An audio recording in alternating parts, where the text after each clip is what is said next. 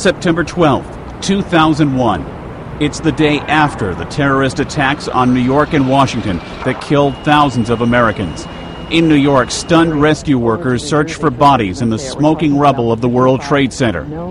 And in Washington, President George W. Bush condemns the attacks, which also badly damaged the Pentagon, as acts of war. Our country will, however, not be cowed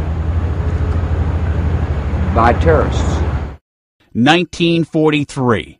During World War II, Nazi German paratroopers rescue Benito Mussolini, Italy's deposed dictator.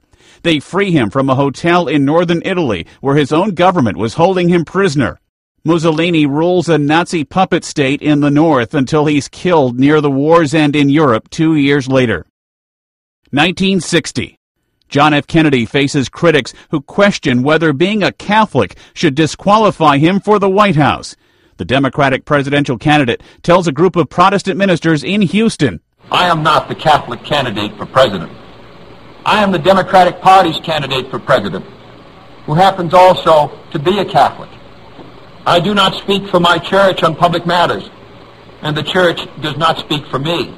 Kennedy becomes America's first Catholic president when he narrowly defeats Richard Nixon that fall. 1953. Wedding bells for a future White House couple as Kennedy marries Jacqueline Bouvier in Newport, Rhode Island. 1977.